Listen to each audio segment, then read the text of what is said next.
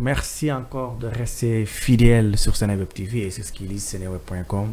Encore, nous avons l'immense plaisir de recevoir la gracieuse Marjorie aujourd'hui ici au Sénégal, à Seneweb plus précisément, pour parler avec elle de ses activités, de sa carrière et aussi de sa présence à Dakar dans le but de préparer une belle masterclass. Alors Marjorie, bonjour. Bonjour. Merci d'avoir accepté notre invitation. Merci à vous. Merci aussi d'accepter notre invitation de venir ici à Seneweb et de partager votre expérience avec nous. Mais avant d'en aller plus loin, parlez-nous un peu de la personne de Marjorie. Qui est Marjorie? Bien sûr. Alors moi c'est Marjorie, Oui. je suis franco-sénégalaise. Oui. Peul plus précisément. Ah et bon? Très fière. Ah Peul? ouais, oui. Quel est le nom de famille?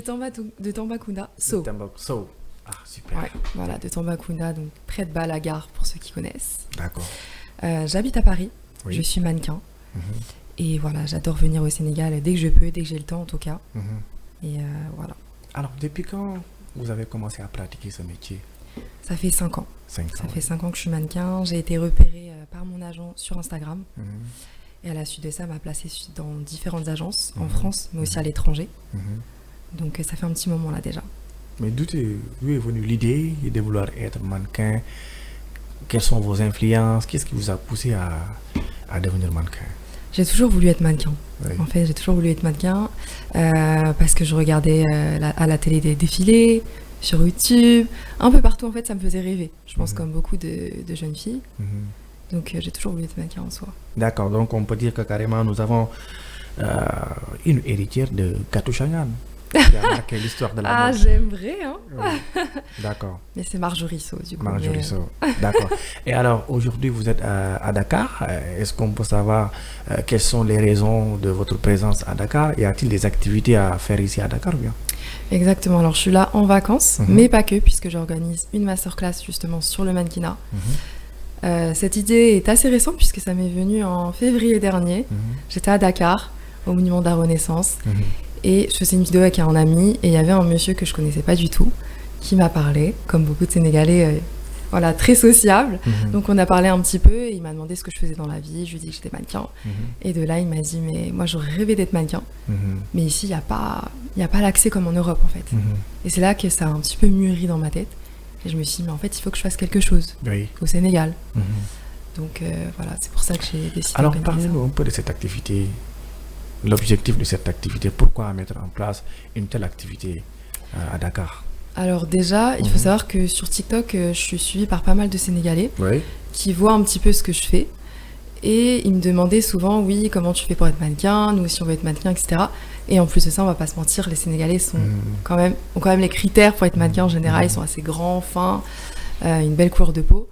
Donc je me suis dit pourquoi pas les aider en fait finalement à ma manière, en faisant un événement à Dakar directement et en les mettant en relation avec une agence de mannequins qui est placée à Dakar, mais aussi à Paris. D'accord. Vous êtes mannequin professionnel, mais est-ce que ça a été facile au début? Non, c'était pas facile. Au début, c'était assez difficile parce que c'est un milieu que je connaissais pas. Je pensais connaître, mais que je connaissais pas. Oui. J'avais pas forcément au début tout de suite des gros contrats. C'est pas venu tout de suite, c'est vraiment un travail. J'ai dû travailler mon portfolio, mon book, donc faire pas mal de shooting avec des photographes. Beaucoup de patience. D'accord. Vous avez fait des études supérieures? Oui. Lesquelles? J'ai fait un master en marketing digital. Marketing digital. Ouais. Et comment vous faites pour allier les deux? Alors c'était assez difficile, honnêtement. Je me souviens qu'à un moment donné, je suis partie à la Fashion Week de Milan. J'étais en pleine étude, mais j'y suis quand même allée parce que je me suis dit en vrai, il faut suivre ses rêves et j'ai essayé de gérer les deux au mieux, quoi. Mais c'était pas facile. D'accord. Est-ce qu'il est facile de pratiquer ce genre de métier en France? C'est pas facile, non. Que ce soit en France ou ailleurs, je pense que c'est pas facile.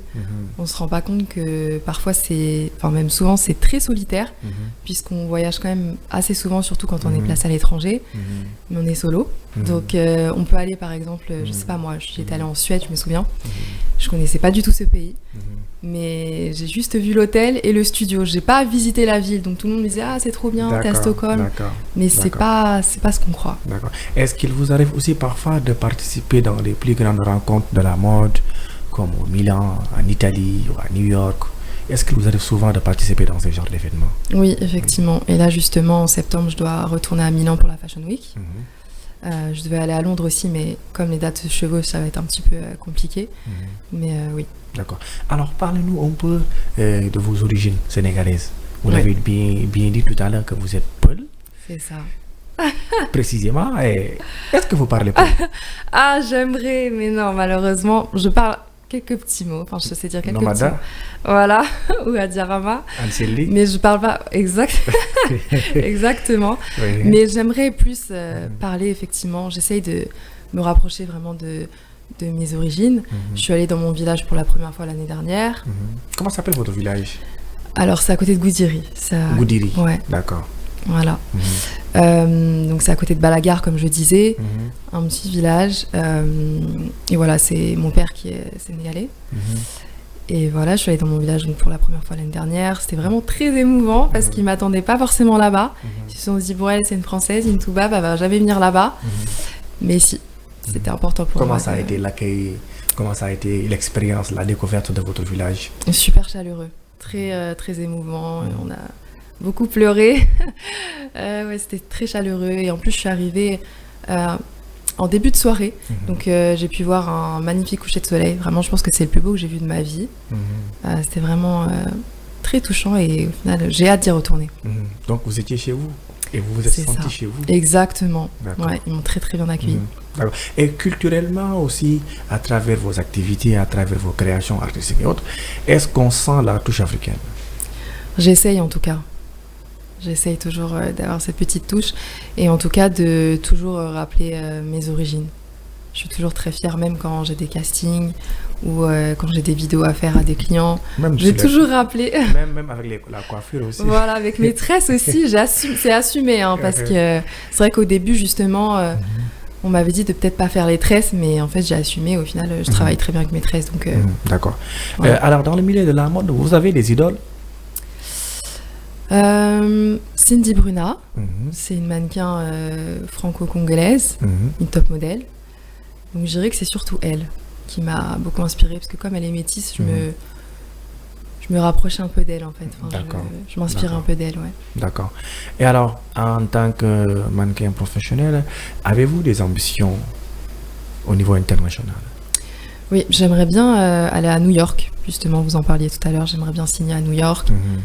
Vivre un petit peu à New York et voir un peu comment ça peut se passer là-bas, sachant que New York, quand on a une peau noire, métisse, c'est a priori c'est assez bien là-bas, donc pourquoi pas aller là-bas. D'accord. Le Sénégal qui est votre pays d'origine, avez-vous des projets pour le Sénégal concernant ce que vous faites?